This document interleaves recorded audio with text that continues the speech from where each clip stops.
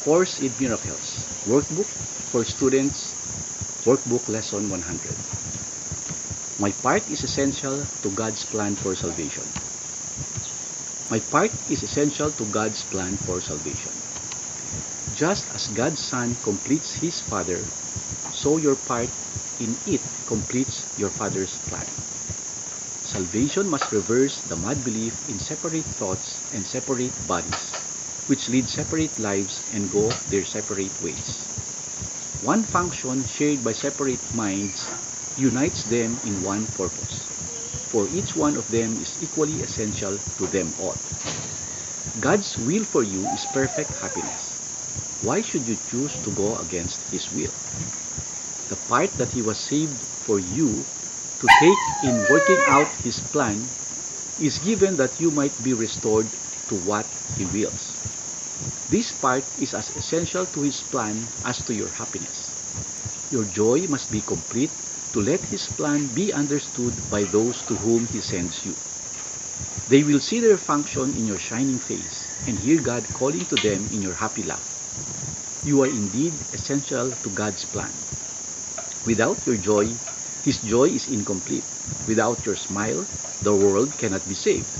While you are sad, the light that God Himself appointed as the means to save the world is dim and lusterless, and no one laughs because all laughter can but echo yours.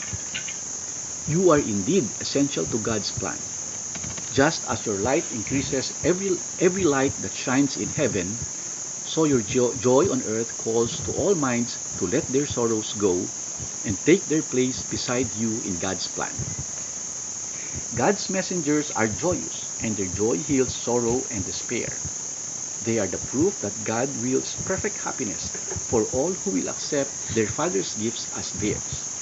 We will not let ourselves be sad today, for if we do, we fail to take part that is essential to God's plan, as well as to our vision. Sadness is the sign that you would play another part instead of what has been assigned to you by God. Thus do you fail to show the world how great the happiness He wills for you, and so you do not recognize that it is yours.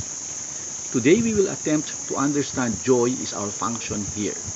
If you are sad, your part is unfulfilled, and all the world is thus deprived of joy along with you. God asks you to be happy, so the world can see how much He loves His Son and wills no sorrow rises to abate His joy. No fear besets Him to disturb His peace. You are God's messenger today.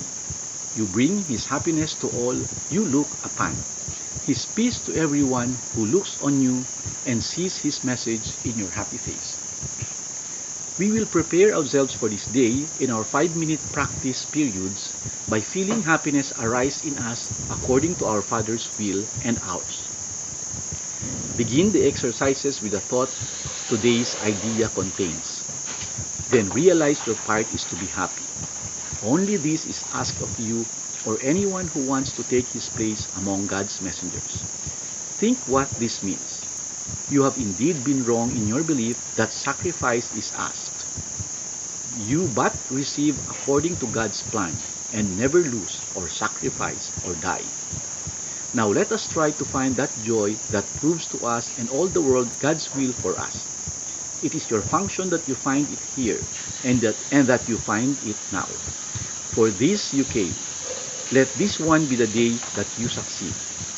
Look deep within you, undismayed by all the little thoughts and foolish goals you pass as you ascend to meet the Christ in you. He will be there, and you can reach Him now. What could you rather look upon in place of Him?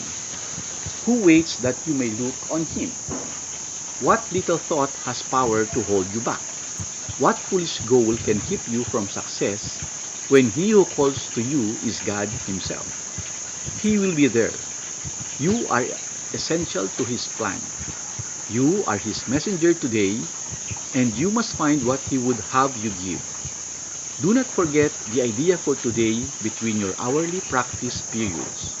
It is yourself who calls to you today, and it is Him you answer. Every time you tell yourself you are essential to God's plan for the salvation of the world.